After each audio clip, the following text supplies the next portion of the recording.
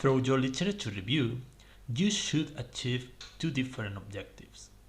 The first one is to become an expert in the topic in which you are doing your research. And the second one is to provide a theoretical background where the outputs of your research, where your findings, could fit.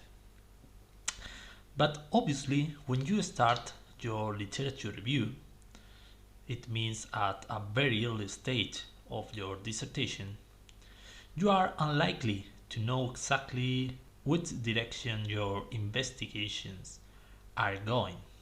So keep in mind that your literature review is a progressive process. This must start with key texts that will lead you to other secondary references. But also, you need to consider that this is going to be an ongoing process. It means that this must be a chapter which are almost complete, let's say around 80-90%, but still open to integrate new research articles that maybe you can find along your dissertation journey. Well, looking at recent texts would also help you to uncover seminar papers. Maybe you will discover which are the key papers connected with a particular theory or concept by reading more recent articles. So actually the research papers are a great source of further references. It's very useful that while you are reading a research paper, you will find other interesting articles that you will review.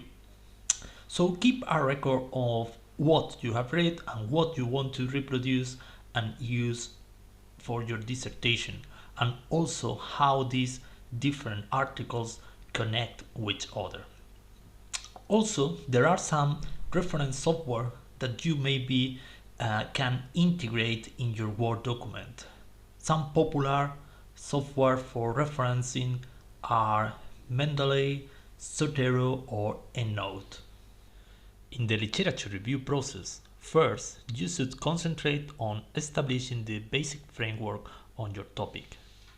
It means to create the solid pillars for your research. Then you will focus on what a specific source adds to what you are investigating.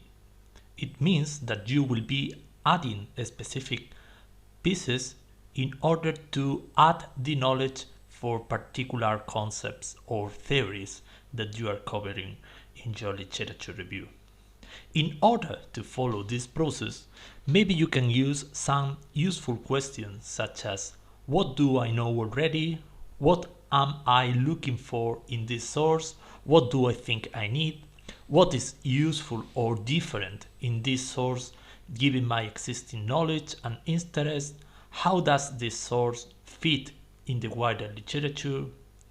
These questions will help you to build a very good picture of the literature that you are reviewing and providing the best theoretical context for your research topic.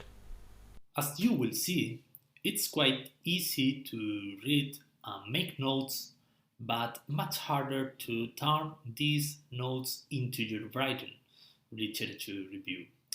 So it's important that you follow a guide in order to make your life easier. I strongly recommend you to arrange your notes for each of the concepts and subtopics that you are covering. To help with that, an Excel spreadsheet will be very useful. You can also highlight or copy sections from the research articles or documents that you are reviewing. Also, it's a good recommendation that as you are doing your literature review, you develop a map of what aspects you investigate in order that you don't lose the focus on what you want to review or in which particular concept you want to go further. Last week, we were talking about different research approaches, And if you remember, we were talking about qualitative and quantitative research methods. Well, it's important that you know that qualitative and quantitative papers have different literature reviews. In qualitative research, the literature review builds up to the research question. However, in quantitative research, the literature review starts from the research question and builds up to the hypothesis. You will be able to understand the differences by reviewing the paper I will be sharing this week. Well, the last stage in your literature review process will be to write up the chapter. You need to consider that what will appear in your literature review must be the findings and contributions of the papers that you have been reviewing. So, if you are just introducing definitions, facts of a topic, it's not sufficient for a dissertation. You need to be critical with what the literature said. So you must consider similarities and differences in the results, maybe some common issues raised by previous and different authors. Also, you need to consider the quality, robustness of specific results or studies, and check how the different streams or different studies using different methodologies but looking at the same phenomenon relate each other. By reviewing the literature, you will also discover the limitations of the literature in a topic, and you will see if they have been addressed or they are still to be addressed. So, by doing your literature review, you will also gain a good guide for your research design. You can consider if the results that you have found in the literature are consistent or inconsistent, and if there is a good gap in the knowledge which has not been covered, and that your research, the findings from your research, will try to cover or to add knowledge in order to fill this gap. As I said before, the literature review is an ongoing process. So even when you consider that your literature review is complete, you will still add in some material because you will discover maybe new sources while you are doing other chapters for your dissertation. Also, you need to demonstrate that you are aware of the existing knowledge relating to your topic. Particularly for very recent topics such as digitalization or things that evolve very quickly, we need to check the new publications very regularly. At the end of this process, you should have a very clear understanding of what your fieldwork will be.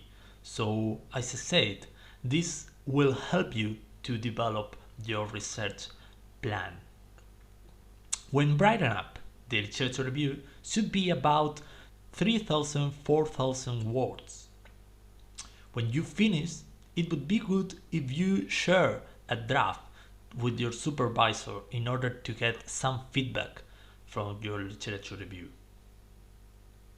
Your objective should be to have finished your literature review by the time you will be returning for the start of term 2. I'm proposing you that for next week you should be able to identify 5 key papers related to your topic. In addition, you should be filling the tabular literature review spreadsheet with this paper. It's a very good exercise for you at that moment because this will teach you how is the scheme that you should follow in order to develop a successful literature review. That's all for today. I will see you on Monday. Goodbye.